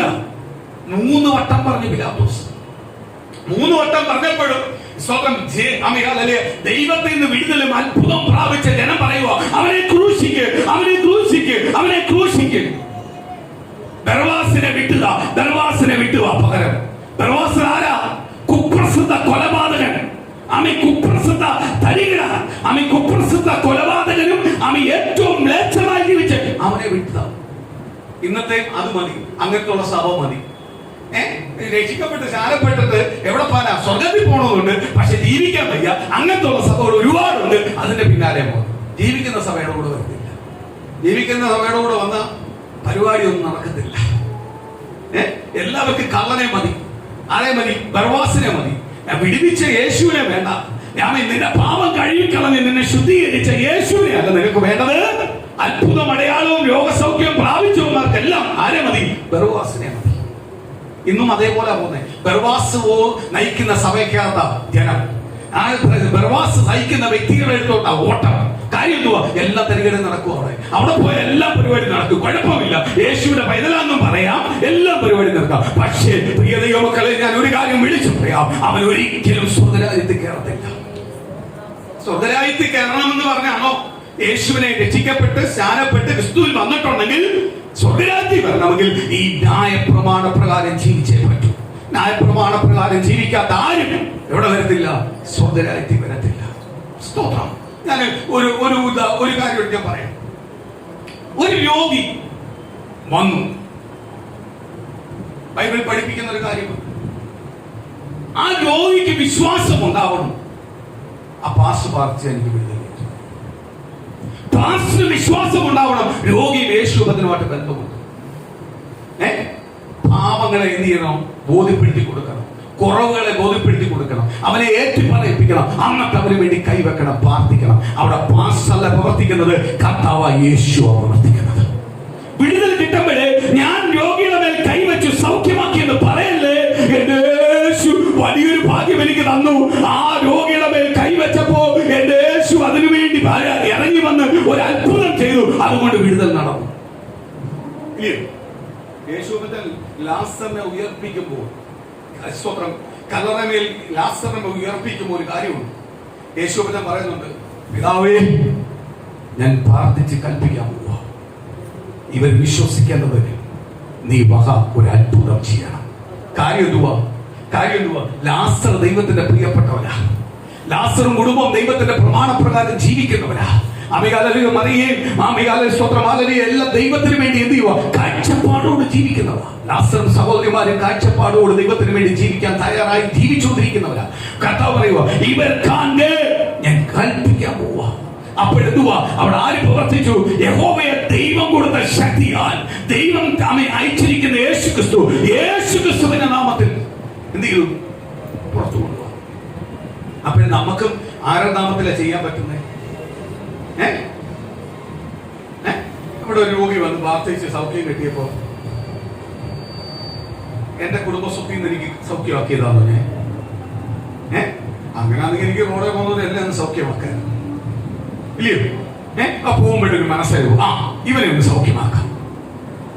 സ്തോത്രം. ഞാനോ കല്ലറയ്ക്കകത്ത് യേശു ചെല്ലുമ്പോൾ പിശാചിനാൽ ബന്ധിക്കപ്പെട്ട് കിടക്കുന്നവൻ, അനേകം ഭൂതം പിടിച്ചിരിക്കുന്ന ലഗ്യോൻ, കണക്കൂട്ടിക്കോണം, ലഗ്യോൻ. ചെങ്ങലയാൽ പോലും അവനെ ബന്ധിക്കാൻ പറ്റത്തില്ല. ചെങ്ങല വരെ പൊട്ടിച്ചു കളയും. ഒരാളെ ബന്ധിക്കാൻ ഇരുമ്പ് ചെങ്ങലയാല, ആ ചെങ്ങല പോലും ആര് ബന്ധിച്ചു കളയും? പൊട്ടിച്ചു കളയും. എന്നിട്ട് അവന്റെ ശരീരത്തെ തന്നെ എന്ത് ചെയ്യും? മുറിവേൽപ്പിക്കും. ഈ മുറിവേൽപ്പിക്കുന്നതിൽ ആർക്കും ഇഷ്ടമാണ്? സാത്താന് ഭയങ്കര ഇഷ്ടമാണ്. ചിലവര് നാക്കിക്കൂടെയും ആമികാല സ്തോത്രം തോളിക്കൂടെയും കൈക്കൂടെയും എല്ലാം കുത്തിക്കയറ്റുമല്ലോ. പ്രൈസലോ. ഇതെല്ലാം ആർക്കും ഇഷ്ടമാണ്? സാത്താൻ ഇഷ്ടമാണ്. സാത്താന്റെ വലിയ ഇഷ്ടമാണ്. ശരീരത്തെ ദണ്ഡിപ്പിക്കുന്നത് യേശുവിന് ഇഷ്ടമല്ല. കാര്യം യേശുവിന്റെ പണിതപ്പെട്ട ശരീരമാണ്. അതിനെ ദണ്ഡിപ്പിക്കുന്ന ആർക്കും ഇഷ്ടമല്ല, യേശുവിന് ഇഷ്ടമല്ല. വേദനിപ്പിച്ചിട്ട് അതിനകത്ത് സുഖം കാണുന്നവനല്ല യേശു, സാരിസല്ല യേശു. യേശു വേദന മാറ്റി തരുന്നവനായ യേശു, വിടുവിക്കുന്നവനായ യേശു, സൗഖ്യമാക്കുന്നവനായ യേശു. ആ മുറിവിനകത്ത് ഒന്നുകൂടി ഒരു കുത്തിക്കയറ്റി ചൂടും ചോര ഒഴിപ്പിച്ച് തുലിക്കാതെ തൂങ്ങിക്കിടക്കുന്ന ചെങ്ങലെ തൂങ്ങിക്കിടക്കുന്ന പരിപാടിയല്ല യേശുവിന്റെ. യേശു എന്ന് പറഞ്ഞാൽ നീ ചെങ്ങലെ കിടക്കുന്നുവെങ്കിൽ, ബന്ധിക്കപ്പെട്ട് കിടക്കുന്നുവെങ്കിൽ, മുറിവേൽക്കുന്നുവെങ്കിൽ ആ മുറിവിനകത്ത് എണ്ണ തേച്ച് അതിനെ കെട്ടി സൗഖ്യമാക്കുന്നവനാണ് യേശു. ഇന്ന് മനസ്സിലാക്കണം, യേശുവിനെ ഞാൻ ആരാധിക്കുന്നത് എന്തുകൊണ്ടാണ്?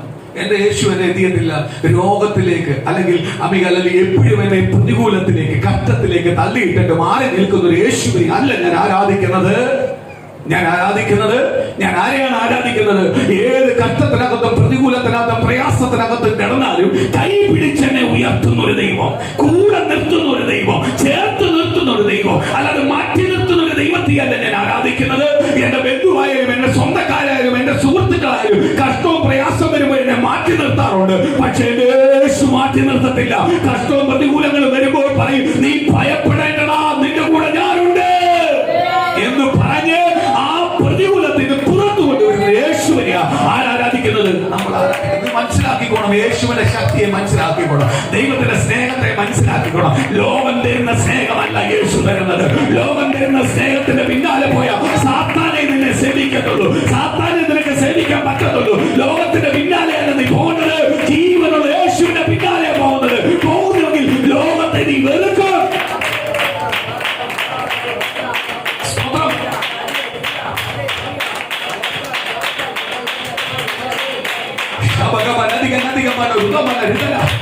ആത്മാവിന്റെ ശക്തിയോട് പുറത്തു വരാട്ട്, എന്റെ യേശുവിന്റെ മഹത്വം എന്ന പകല് വെളിപ്പെടാട്ട്, ആ ദൈവത്തിന്റെ ശക്തി എന്ന വെളിപ്പെടാട്ട്, ദൈവജനത്തിലേക്ക് പകരാട്ട്, ആ ഹോളി സ്പിരിറ്റ് പകരാട്ട്.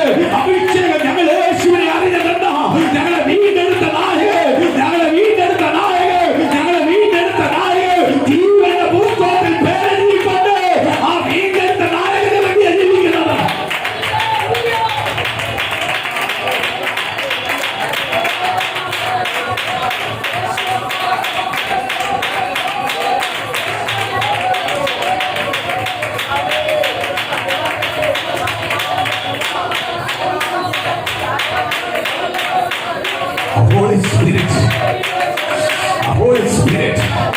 എന്ന് പ്രതികൂലത്തിൽ നിൽക്കുന്ന ചില വിഷയങ്ങളാണ് ഇത് ദൈവജനത്തിലേക്ക് ആ ഹോളി സ്പിരിറ്റ് പകരട്ടെ, ആ വിടുതൽ പകരട്ടെ, ആ മഹത്വം പകരട്ടെ, ആ അത്ഭുതം പകരട്ടെ, ആ ഉണർവ് പകരട്ടെ, ആ അഭിഷേകം പകരട്ടെ, ദൈവത്തിന്റെ തേജസ് ഇറങ്ങട്ടെ, ദൈവത്തിന്റെ മറുപടിയിൽ നിന്ന് പകല് വെളിപ്പെടട്ടെ.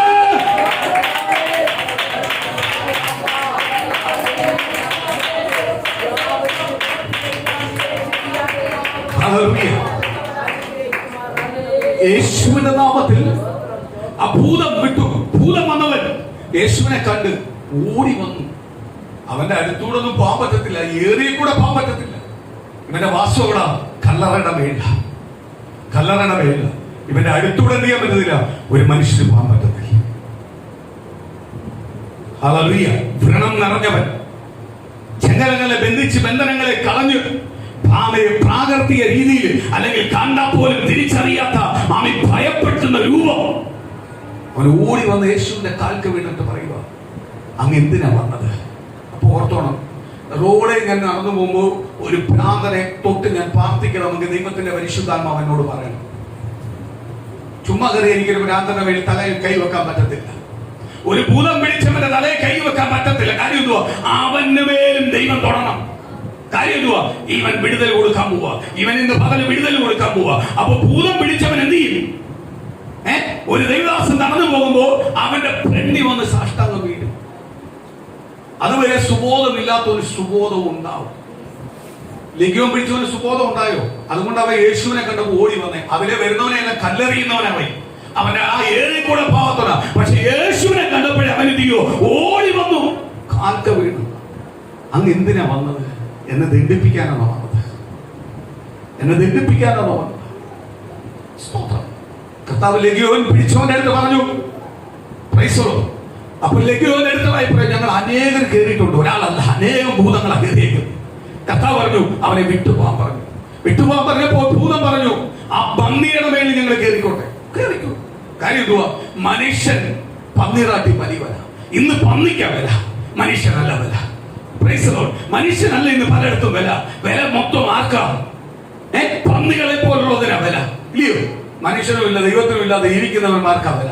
ദൈവത്തിന് വേണ്ടി ജീവിക്കുന്നവരെ അല്ല വില. ദൈവത്തിന് വേണ്ടി ജീവിക്കാത്തവരെ പറച്ചിലേ ഉള്ളൂ. ദൈവത്തിന് വേണ്ടി ജീവിക്കുന്നവർ കുറച്ചേ ഉള്ളൂ, ചുരുക്കമേ ഉള്ളൂ. അവർക്കല്ല വില. ഈ തോന്നിവാസം കാണിക്കുന്നവർക്കാ വില. ഇല്ലയോ? സ്വപ്നം.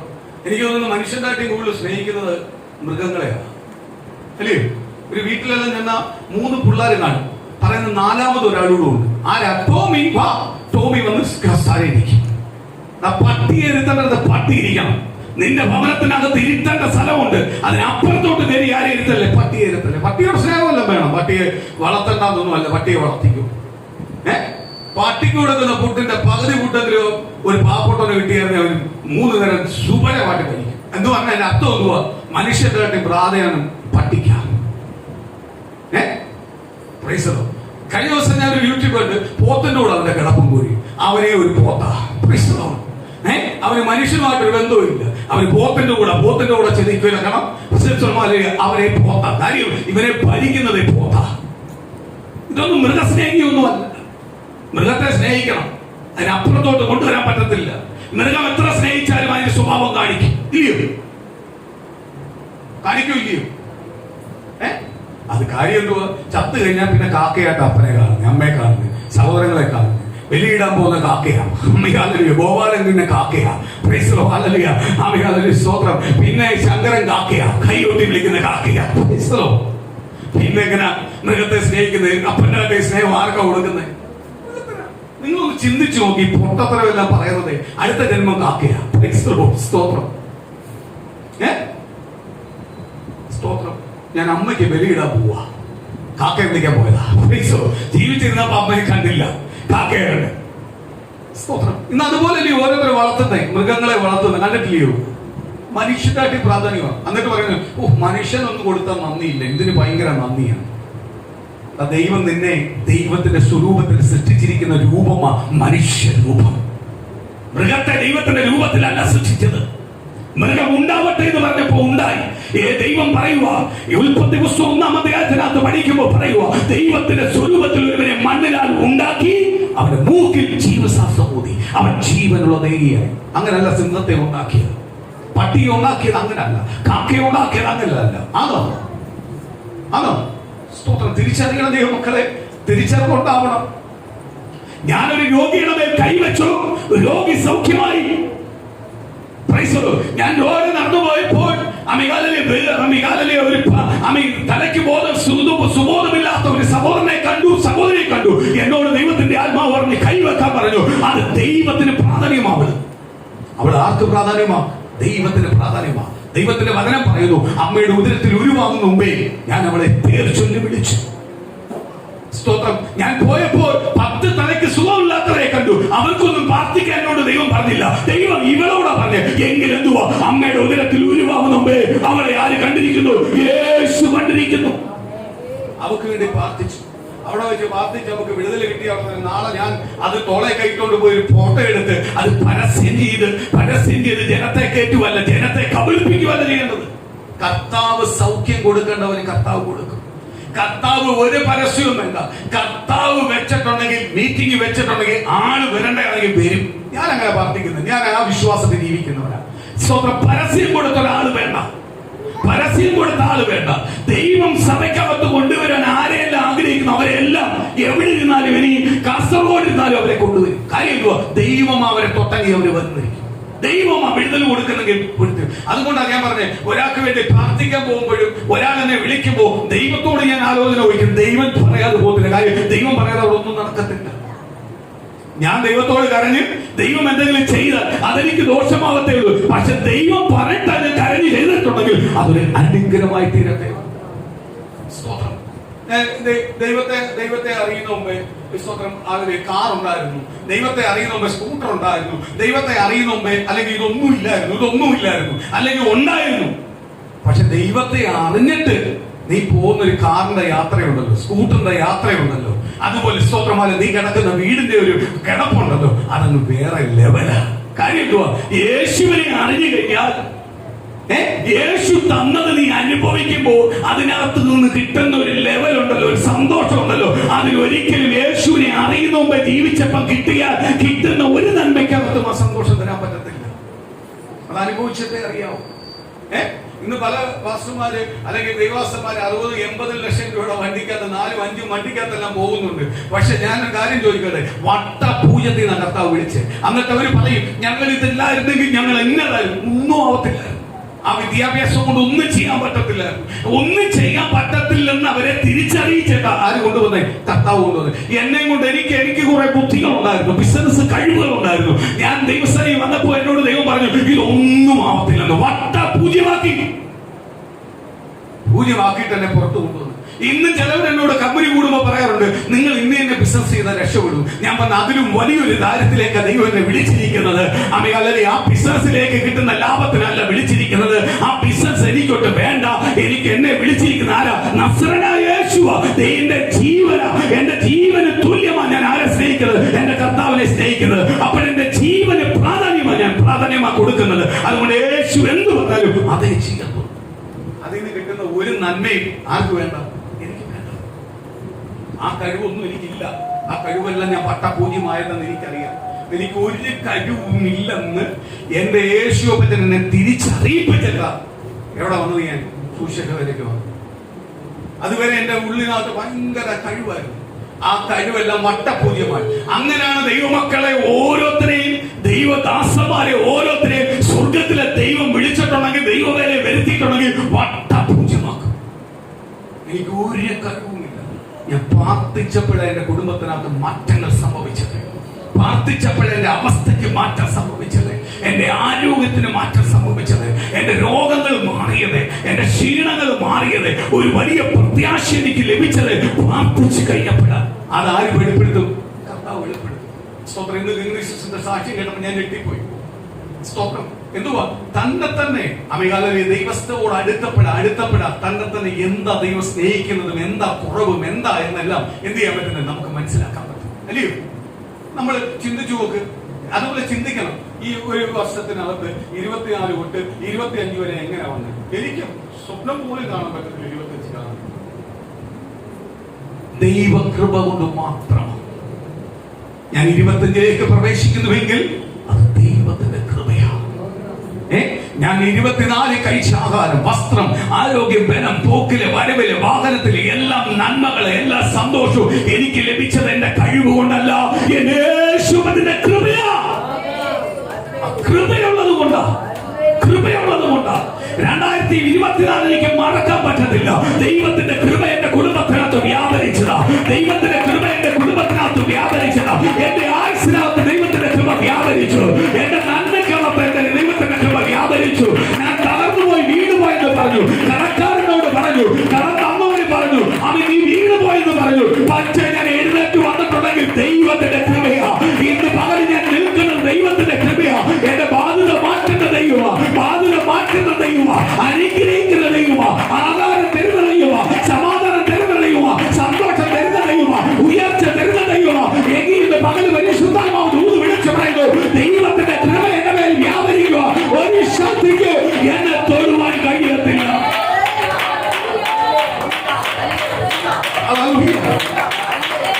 ഒരു ശക്തിക്ക് എന്നെ തൊടുവാൻ കഴിയത്തില്ല. കാര്യം എന്തുവാ? ഞാൻ ദൈവത്തിന്റെ കൃപയാലാണ് നിൽക്കുന്നത്. ദൈവത്തിന്റെ കൃപയാലാണ് നിൽക്കുന്നത്. ദൈവത്തിന്റെ കൃപയാലാണ് നിൽക്കുന്നത്. ഏറ്റെടുത്തു. ഇന്ന് പകല ദൈവത്തിന്റെ കൃപ വെളിപ്പെടാത്ത ദൈവജനത്തിലേക്ക് ഇന്ന് വ്യാപരിക്കട്ടെ. ആ ദൈവ മഹത്വം എന്റെ കുടുംബത്തിനകത്തോട് വെളിപ്പെടട്ടെ.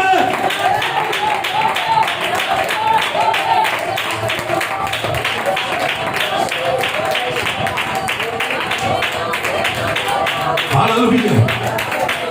Hallelujah. Hallelujah. ഞാൻ രോഗിക്ക് വേണ്ടി പ്രാർത്ഥിക്കുമ്പോൾ എനിക്കൊരിക്കലും അതിനകത്ത് എന്ത് ചെയ്യാൻ പറ്റത്തില്ല, പ്രശംസിക്കാനില്ല. കാര്യം എന്റെ യേശു അവിടെ സൗഖ്യമാക്കിയത്. അല്ലയോ? അപ്പോഴെനിക്ക് യേശുപ്പത്തിനോട് നന്ദിയുണ്ട്. എന്തുവാ? എന്റെ കർത്താവേ, എന്നെ അതിനുവേണ്ടി ഒരു മുഖാന്തരമാക്കിയല്ലോ. അങ്ങയുടെ ഒരു ആയുധമായിട്ട് എന്നെ നിർത്തിയല്ലോ. കർത്താവേ, അങ്ങയുടെ ഒരു കരം പോലെ എന്നെ നിർത്തിയല്ലോ. ഞാൻ പറഞ്ഞു, അങ്ങ് എന്നോട് പറഞ്ഞു, ഞാൻ പറഞ്ഞു, അവിടെ സൗഖ്യമാക്കി. ദൈവം കൊടുത്തതിനായി നന്ദി പറയുന്നു. അതേപോലെ ഞാൻ ദൂത് പറഞ്ഞു, ആ കുടുംബത്തിനകത്ത് ദൈവത്തിന്റെ ദൂത് നിവർത്തിയായിരിക്കുന്നു. ആര് നിവർത്തിയാക്കി? എന്റെ യേശു നിവർത്തിയാക്കി. എന്റെ യേശു എനിക്ക് വെളിപ്പെടുത്തി തന്നില്ലായിരുന്നു. ആ കുടുംബത്തെ കുറിച്ച് എനിക്ക് പറയാൻ ഇല്ലായിരുന്നു, വാക്കുകളില്ല. ഇല്ലായിരുന്നു. പക്ഷേ യേശു വെളിപ്പെടുത്തിയ ദൂത് ആ കുടുംബത്തിനകത്ത് ദൈവം നിവർത്തിയാക്കിയതിനകത്ത് ദൈവത്തിന് സ്തുതി പറയുന്നു കർത്താവേ, സ്തുതി പറയുന്നു കർത്താവേ.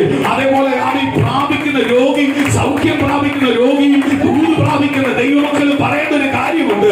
അപ്പാ പിതാവേ, ഞങ്ങൾ കണ്ണുനീർ ഒഴുക്കിയപ്പോ ദൈവം ഒരുവനെ അയച്ചു, ദൈവം തൊട്ടു, ആ പ്രാർത്ഥന സ്വർഗം കേട്ടു. യേശുവിന് നന്ദി പറയുന്നു. ആ വിശ്വസ്തത, ആ ഉറപ്പും ദൈവമക്കളെ നിനക്ക് മേൽ ഉണ്ടെങ്കിൽ ദൈവം നിശ്ചയമായി നിന്നെ അനുഗ്രഹിക്കും. അല്ല, നമ്മൾ വ്യക്തിക്ക് പ്രാധാന്യം കൊടുത്താൽ പോയി. ആർക്കാ പ്രാധാന്യം കൊടുക്കേണ്ടത്? യേശു കർത്താവ്, യേശു കർത്താവ്, യേശു കർത്താവിന്. സ്തോത്രം. എന്റെ കണ്ണുനീര് കണ്ട ദൈവം അയച്ചു, എന്റെ കണ്ണുനീരിന് മറുപടി കിട്ടി, എന്നെ ധൈര്യപ്പെടുത്തി. അവികൾ ദൈവം അത്ഭുതം ചെയ്തിരിക്കാം. സ്തോത്രം. ഓരോ അത്ഭുതങ്ങളും കർത്താവ്, സ്തോത്രം, കർത്താവിന്റെ ശുശ്രൂഷ ചെയ്യുമ്പോൾ ദൈവം ചെയ്യിച്ച വിടുതലിന്റെ സാക്ഷ്യം കേൾക്കുമ്പോൾ ഞാനിങ്ങനെ ദൈവത്തെ സ്തുതിക്കുന്നു. കർത്താവേ, ഈ എന്നെ കർത്താവേ, ദൈവമേ, അത് പറയാനുള്ള ഭാഗ്യം എനിക്ക് തന്നല്ലോ അപ്പച്ച, അത് ചെയ്യാനുള്ള ഭാഗ്യം എനിക്ക് തന്നല്ലോ അപ്പച്ച. അപ്പ എന്തോ ശ്രേഷ്ഠതയപ്പ എന്നെ കണ്ടത്. ഒന്നുമില്ലായ്മേന്ന് ഒരു ശ്രേഷ്ഠതയും ഇല്ലാത്ത എനിക്ക് ദൈവം തന്ന ഈ ഭാഗ്യത്തെ ഓർത്ത് ഒന്ന് നിമിത്തമാവുള്ള ഭാഗ്യം കിട്ടിയല്ലോ, ഇടനില നിൽക്കാൻ ഒരു ഭാഗ്യം നൽകിയല്ലോ, എന്റെ യേശു തൊട്ടല്ലോ. അതിനോർത്ത് ഞാൻ ദൈവത്തെ സ്തുതിക്കുവായിരുന്നു. അല്ലാതെ ഞാൻ ചെയ്തതോ എന്റെ ഉള്ളത്തിനകത്തൊരു ചിന്ത വന്നിട്ടില്ല. അങ്ങനെ ചിന്ത വന്നിട്ടുണ്ടെങ്കിൽ നിന്റെ തകർച്ച അതോട് ആരംഭിക്കും. കാര്യം എന്തുവാ? നീ യേശുവിനെ മാറ്റി, നീ യേശുവിന് തുല്യമാവുന്നു എങ്കിൽ അതിനകത്ത് എന്തുവാ പറയുന്നത്? ദൈവത്തിന്റെ വചനം പറയുന്നു, അന്ത്യകാലത്ത് എന്റെ പേര് പറഞ്ഞ അനേകം പേരും. അതിന്റെ അർത്ഥം എന്തുവാ? എന്റെ ആദംബരം ഞാൻ തന്നെ വിളിച്ചു വരുത്തി. സ്തോത്രം. ഇതിനകത്തെല്ലാം സന്തോഷിക്കണം. ദൈവം ഓരോ കുടുംബത്തിനകത്ത്, ഓരോ ഭവനത്തിനകത്ത്, ഓരോ വ്യക്തിയുടെ മേൽ ദൈവം വിടുതൽ കൊടുക്കുന്നത് ഞാൻ കണ്ടിട്ടുണ്ട്. സ്വന്തം ഒരിക്കലും നമ്മൾ അതിനകത്ത് പ്രശംസിച്ചിട്ടില്ല. കാര്യം എന്തുവാ? കർത്താവ് ചെയ്തു. നമ്മളും കരയത്തേ ഉള്ളൂ. കർത്താവേ, അങ്ങ് ചെറുതായി ഒന്നുകൂടെ ഒന്ന് ചെറുതാവാൻ പറ്റുമെങ്കിൽ പറ്റത്തേ ഉള്ളൂ. കാര്യം എന്തുവാ? കർത്താവിന് അടുത്ത് കിട്ടണമെന്നാ, അനുഗ്രഹത്തിൽ ഉപയോഗിക്കണമെന്നാ ആഗ്രഹിക്കുന്നത്. സ്തോത്രം. കാര്യം എന്തുവാ? എന്നെ കൊണ്ടൊന്നും ചെയ്യാൻ പറ്റത്തില്ല. പക്ഷെ യേശു ഇറങ്ങിയ ചിലത് ചെയ്യും. യേശു ഇറങ്ങിയ ചിലത് ചെയ്യും. സ്തോത്രം. ഒരു വാക്യം ഒന്ന് ഓടിച്ചു വായിക്കാം. സ്തോത്രം. 1 യോഹന്നാന്റെ സ്തോത്രം 1-ാം അധ്യായത്തിന്റെ 5-ാം വാക്യം മുതൽ വായിക്കാം. 4 മുതൽ സ്തോത്രം ഒന്ന് വായിക്കാം.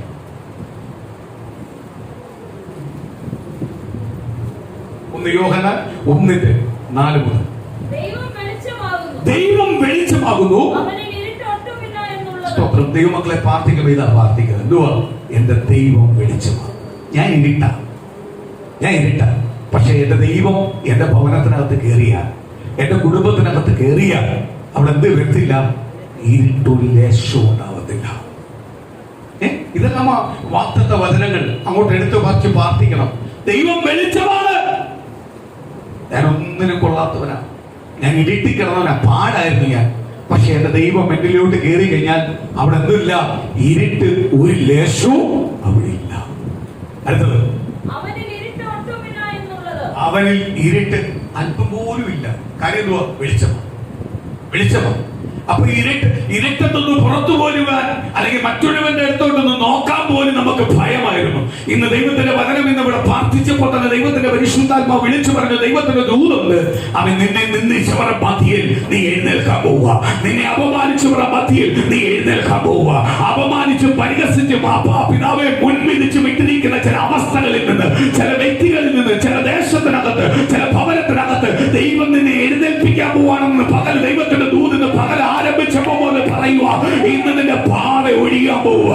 നിന്റെ കുടുംബത്തിനകത്തുള്ള നിന്ന മാറാൻ പോവുക. നിന്റെ കുടുംബത്തിനകത്ത് കിടക്കുന്ന പരിഹാസം മാറാൻ പോവുക. നിന്റെ കുടുംബത്തിനകത്ത് കിടക്കുന്ന ചില അപമാനങ്ങൾ മാറാൻ പോവുക. കാര്യം എന്തുവാ? നിന്നെ നീ വിളിക്കുന്ന ദൈവം വിശ്വസന. ആ ദൈവം വെളിച്ചമാണ്. ആ ദൈവത്തിന്റെ സന്നിധിയിൽ ഒരു ഇരുളുമില്ല, ഇരുട്ടൊരു ലേശം പോലുമില്ല. അവിടെ വെളിച്ചം മാത്രമേ ഉള്ളൂ. നീ വെളിച്ചത്തിൽ നിൽക്കേണ്ടവനാ, ഇരുട്ടി നിൽക്കേണ്ടവനല്ല, തല കുനിച്ചിരിക്കേണ്ടവനല്ല. പലരും പരിഹസിക്കുമ്പോ അപമാനിക്കുമ്പോൾ എനിക്ക് എന്താ മറുപടി പറയാനില്ല എന്ന് പറഞ്ഞ് മൗനമായി നിൽക്കേണ്ടവനല്ല. നിന്നെ ചേർത്ത് പിടിച്ചൊരു ദൈവമുണ്ട്. നിന്നെ താഴ്ത്തുവാനല്ല ദൈവം വിളിച്ചിരിക്കുന്നത്, ഉയർത്തുവാനാണ് ദൈവം വിളിച്ചിരിക്കുന്നത്. ഹല്ലേലൂയ. ഞാൻ താഴ്ന്നു പോകുമോ? എന്റെ തലമുറ താഴ്ന്നു പോകുമോ? എന്റെ കുടുംബം താഴ്ന്നു പോകുമോ? എന്റെ കുടുംബം ഒരിക്കലും താഴാൻ അനുവദിക്കുന്നില്ല. കാര്യം എന്റെ ദൈവം താഴ്ചയെന്ന് ഉയർത്തുവാനാണ് വിളിച്ചത്. ഞാൻ താഴെ കിടന്നവനായിരുന്നു. യേശുവിനെ അറിഞ്ഞപ്പോ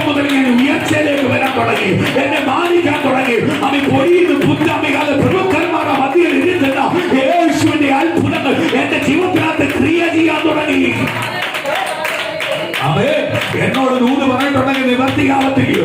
നീ എന്തിനാ ഇത്രയും കൈകൊട്ടുന്നത്? നീ എന്തിനാ ഇത്ര ശബ്ദം ഉയർത്തി പ്രാർത്ഥിക്കുന്നത്? നീ എന്തിനാ ഈ ആരാധനയ്ക്ക് പോകുന്നത്? എന്താ നിനക്ക് ലഭിച്ചത്? ഞാൻ താഴ്ചയിൽ ഉയർന്നുകൊണ്ടിരിക്കുക. എന്നെ ആർക്കും ഇനി വീണ്ടും താഴ്ചയിലേക്ക് തള്ളിയിടാൻ പറ്റത്തില്ല. കാര്യം എന്നെ ഉയർത്തുന്നത് യേശു. എന്നെ എന്റെ കുടുംബത്തെ ഉയർത്തിക്കൊണ്ടിരിക്കുക. ആ വാഗ്ദത്തം ഞാനും എന്റെ കുടുംബം പ്രാപിച്ചുകൊണ്ടിരിക്കുക.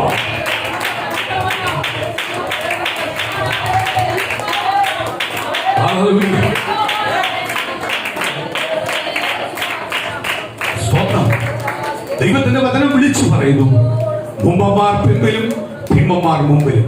ഞാൻ ദൈവത്തിന്റെ സന്നിധിയിൽ നിൽക്കുമ്പോൾ സ്തോത്രം, കർത്താവിന്റെ വചനം ശക്തമായിട്ട് പറയുമ്പോൾ പലരും എനിക്ക് ശത്രുവായിട്ടേ ഉള്ളൂ. പലരും എന്നോട് വിളിച്ചു പറഞ്ഞിട്ടുണ്ട്, ഈ രീതിയിലൊന്നും വിശ്വാസം മുന്നോട്ട് കൊണ്ടുപോകാൻ പറ്റത്തില്ല, നീ തളർന്നു പോകത്തേ ഉള്ളൂ, ഒറ്റപ്പെടത്തേ ഉള്ളൂ. പക്ഷെ ആ പറച്ചിലൊന്നും ഞാൻ തളർന്നു പോയില്ല. കാര്യം എന്തുവാ? അതിലും അപ്പുറത്തായ ഒരു ശബ്ദം എന്നെ നോക്കി വിളിച്ചു പറഞ്ഞു, ഞാൻ പറയുന്നത് നീ ചെയ്താൽ മതി, വേറെ ഒന്നും നീ ശ്രദ്ധ വെക്കണ്ട. നീ എന്റെ വാക്ക് മാത്രം ശ്രദ്ധ വെച്ചാൽ മതി. നീ എന്റെ വാക്ക് മാത്രം ശ്രദ്ധ വെക്കുന്നുവെങ്കിൽ നീ ലജ്ജിച്ചു പോകാൻ ഞാൻ അനുവദിക്കത്തില്ല. ശബ്ദത്തിലാണ് ഞാൻ മുന്നിൽ വന്നു കഴിഞ്ഞപ്പോ ഇന്ന് പലതും പറഞ്ഞതെല്ലാം വീണോണ്ടിരിക്കുക, പലയിടത്തും വീണോണ്ടിരിക്കുക. മുമ്പന്മാര് പിമ്പിപ്പോയിക്കൊണ്ടിരിക്കുക. നമ്മള് അന്ന് മുമ്പും പിമ്പും ഇല്ലാതെ മാറ്റി നിർത്തിക്കുക. ഇന്ന് നമ്മൾ എന്ത് ചെയ്യുക? നമ്മൾ ബലപ്പെട്ടുകൊണ്ടിരിക്കുക. ഇത് കാണുമ്പോൾ എല്ലാം ദൈവത്തെ സ്തുതിച്ചുകൊണ്ടിരിക്കുക, ബലപ്പെട്ടുകൊണ്ടിരിക്കുക. കാര്യം എന്തുവാ? നമ്മൾ നിന്നത് വെറുതെ അല്ല. ആര് നിർത്തിയതാ? ദൈവം നിർത്തിയതാ. ദൈവം നിർത്തിയതായതുകൊണ്ടാണ് നമ്മൾ വീണ് പോകാനെ.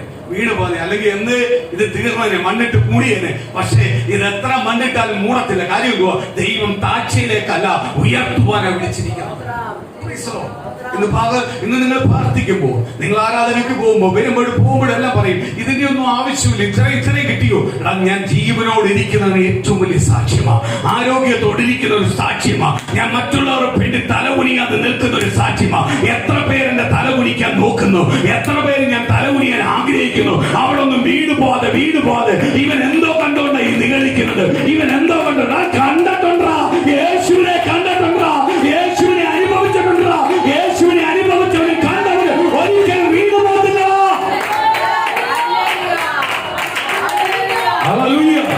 നിന്റെ ഒരു അപവാദമുണ്ടോ? നിന്റെ ഒരു പരിഹാസമുണ്ടോ? നീ മാറി നിന്ന് എസ്റ്റി പറയുന്നത് പറഞ്ഞു, നീ മാറി നിന്ന് എനിക്കെതിരെ എന്തെങ്കിലും പറഞ്ഞു, ഞാൻ വീട് പോകത്തില്ല. കാര്യം ഞാൻ പിടിച്ചിരിക്കുന്നത് യേശുവിന്റെ കരത്തില. ഇന്ന് പ്രിയ മക്കളെ, അതറിയുന്ന കുടുംബം ഒരിക്കലും തകർന്നു പോകത്തില്ല. അവൻ ദൈവത്തിന്റെ മഹത്വം അനുഭവിക്കും.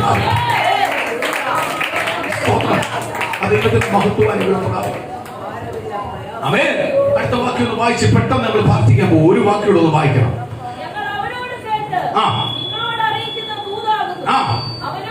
കണ്ടോ? അവനിൽ നിന്ന് കേട്ട് നിങ്ങളോട് പറയുന്ന ദൂതാവുന്നു. എനിക്കും അത് പറഞ്ഞാൽ പറയുന്നത്, കർത്താവിൽ നിന്ന് കേട്ട് ഇത് നിങ്ങൾക്ക് പകർന്നു നൽകുക. ഈ ദൂത് ഏറ്റെടുത്തു. ഇരുട്ട് ഒരു ലേശവും അവിടെ ഇല്ല. അവിടെ എന്തുവാ? അതിന്റെ അർത്ഥം എന്തുവാ? വലിയൊരു അർത്ഥമുണ്ട്. എന്തുവാ? ദൈവത്തെ കഴിയാത്ത ഒരു കാര്യവും, ഏത് കാര്യവും ദൈവത്താൽ കഴിയും. നീ മുണങ്ങനാണോ? നിന്നെ നടത്തുവാൻ കർത്താവിന് കഴിയും. നീ കുരുടനാണോ? കാഴ്ച തരുവാൻ കർത്താവിന് കഴിയും. നീ ജന്മനാൽ പല ബലഹീനം നിൽക്കൊണ്ടോ? നീ യേശുവിനെ അറിയേണ്ട രീതി അറിഞ്ഞിട്ടുണ്ടെങ്കിൽ അത് ഇതെല്ലാം പുറത്തു കൊണ്ടുവരാൻ ആർക്ക് കഴിയും? ദൈവത്തിന് കഴിയും. വചനം പഠിപ്പിക്കുന്നു. സ്തോത്രം. ഒരു വാക്യോടൊന്ന് വായിക്കാം. അത് അടുത്ത ആഴ്ച നമുക്ക് കൊണ്ടുവരാം, വാക്യത്തിലേക്ക് കൊണ്ടുവരാം. വെളിപ്പാട് പുസ്തകം 20-ാം അധ്യായത്തിന്റെ സ്തോത്രം അവസാന ഭാഗത്തിലേക്ക് ഒന്ന് കടന്നു വരാം. 13, 14, 15 ഓടിച്ചു വായിക്കുക.